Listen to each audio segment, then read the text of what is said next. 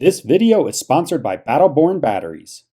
Hey everybody, welcome back to the channel. As promised, this video is going to be a deep dive into our Battleborn battery expansion.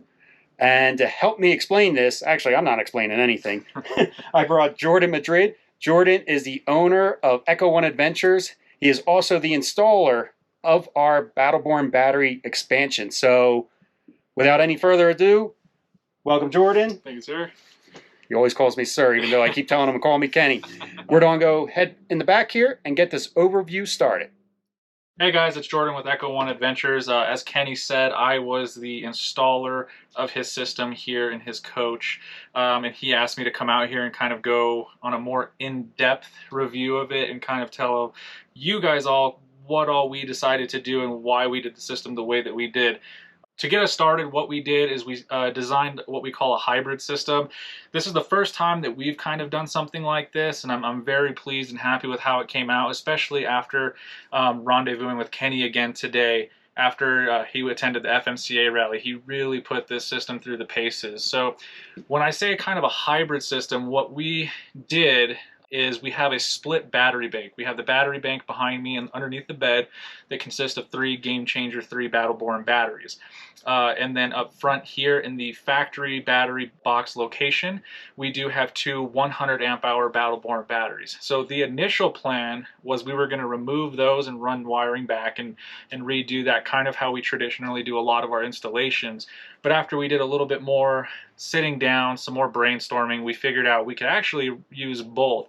So when we do the hybrid system and when we kind of put everything on paper and we pick the brains over at Battleborn and kind of started figuring out a lot of different things, we found out that we can actually keep these 2 100 amp hour batteries in the factory OEM battery location, and that's still going to power all of our 12 volt. That's going to be our water pump, our lights, that's going to be stuff like that. Your water heater, when it's set to propane, it's going to monitor those types of things. So all of your 12 volt devices.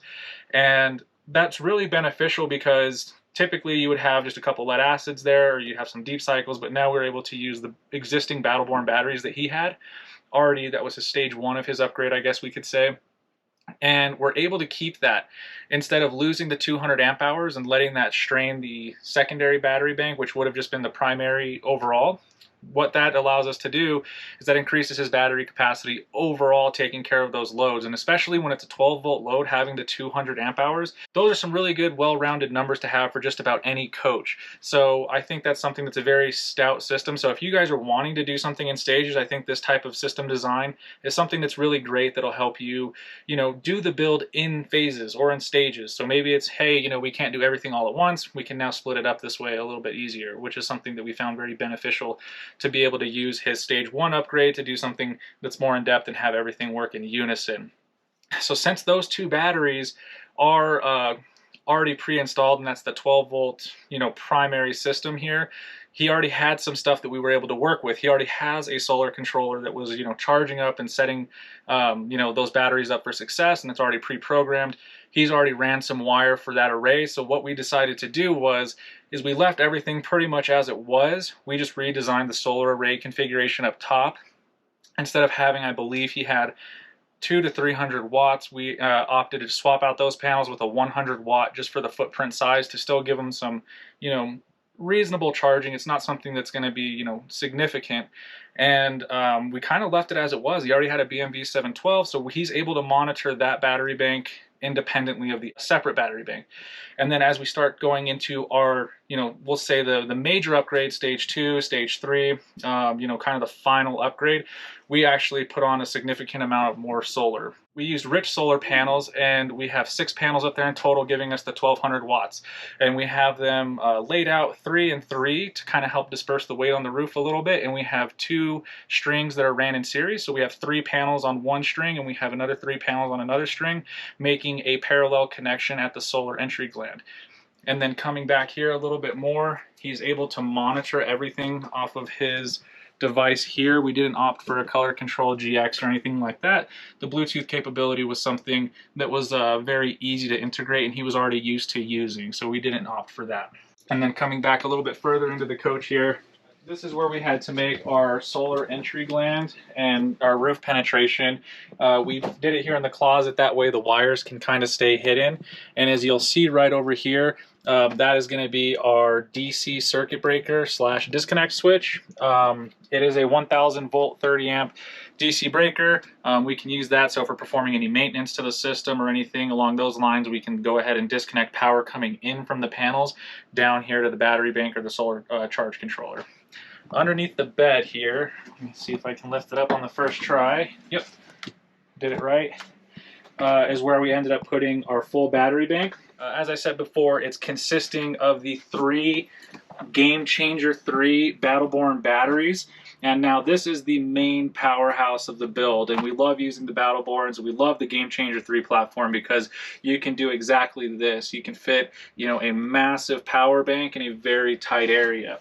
So to also help, you know, clean things up a little bit, when you have them set aside like this, we can also make some custom bus bars, which is what Kenny and Sabrina opted for, which really cleans up the look significantly. And we did heat shrink, you know, in between, you know, the terminals, so we don't have any just excess copper hanging out. Right next to it, we have our Victron MultiPlus.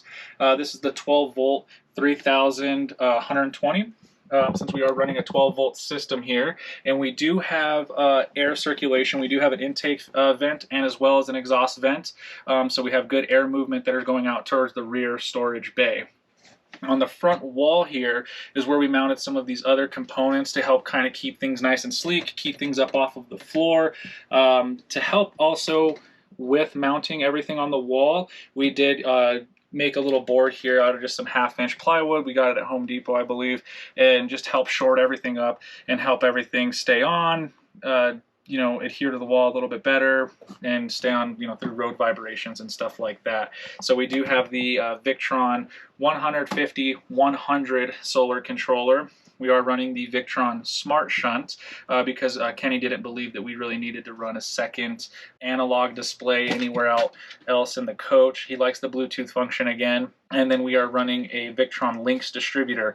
Now how we have everything wired up to the links, we have the Victron disconnect switch right here. This is going to be our primary safety disconnect switch. So if we needed to do any type of maintenance or we needed to shut down power for any reason, this right here will be our kill switch, and it will shut down everything and isolate the batteries 100%.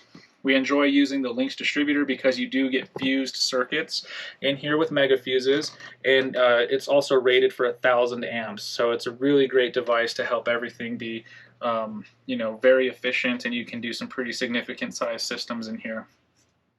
And as we were saying, with the hybrid system, we do have the ability of these Game Changer 3s to charge our battery bank number 1 that are in the factory location through the inverter. We did upgrade the converter to a lithium converter from Progressive Dynamics, and after doing some more discussions with Kenny, he's actually just been leaving that breaker flipped off because he found that 100-watt solar panel has been doing pretty good for those 200 amp hours of battery power. He hasn't found a need to where they were dipping down significantly, but in the event that he needs to, he can just flip that converter on. When the inverter is on, that is going to be charging our 2 secondary batteries that are taking care of the 12 volt loads here in the coach, which is what's really great about a system like this being hybrid. We saved a little bit of money on running and extending wire. We saved a little bit of money on labor, and we were able to make a really clean split system, as well as when Kenny is driving down the road and doesn't need any of these AC devices that are currently on, such as the microwave, the outlets, Kenny can also just run off of those 2 batteries because he can still use the water pump at like a, you know, a rest stop or something like that if he really needed to. But if he did want to opt to turn on the inverter, he can do it really quick with the Victron Smart Dongle via his phone and Bluetooth. So that's pretty much how everything is down here. It's all nice and secured. We have everything ready to go, and we did also have a couple other devices to help make, you know, everything a little bit easier. So one of them being the Microair Easy Start 364. We did not do the new Bluetooth model. The regular 364 has been proficient in all of our applications, and we still just run with that one. Now what that device is doing for this system is it's helping to prevent that initial startup surge from the air conditioner, so we're not putting a significant strain on the inverter. And also that is also helping out the air conditioner's longevity a little bit because it's not getting a significant strain of electrical power. So Kenny's been saying, I believe he was getting about 13 hours of runtime with these 3 batteries. He has a Coleman Mach roof-mounted AC system. I believe it's a 15,000 BTU unit with the Easy Start 364 that shows you, how much easier it is on this type of system, and it also is helping him get some significant run times as well. Hey, so I just want to thank Jordan again for coming out to the coach and doing this walkthrough. I hope you guys appreciate it back at home. I hope this gives you some idea of what this system is capable of doing and what maybe you're interested in doing. Jordan kind of talked a little bit about that. I was stress testing this on my recent FMCA trip. So I did 7 days out to that show, completely unplugged, and I did 6 days drive back, completely unplugged from that show. I ran the AC unit for 13 hours one night while I was in Texas, and still had 50% battery capacity left. So the system is absolutely amazing. Sabrina, unfortunately, has not had a chance to really enjoy the system so far. I've been doing a lot of solo trips, but I keep texting her and telling her how great it is, and she's like, well, I can't wait. I'm looking forward to checking this all out myself. So I think that's everything for now. If you have any comments, be sure to throw them down in the comment section. If you'd like to see future videos, what would you like those videos to look like? What types of questions? I'll answer them in videos. I'll answer them in comments. You guys know, whatever you ask me, I always answer you guys back. If you like the video, give it a thumbs up. If you hated the video, give it a thumbs down. Of course, you can always share it. And if you'd like, subscribe to the channel, but that's totally up to you. All right, everybody, safe travels, and I will catch you next time.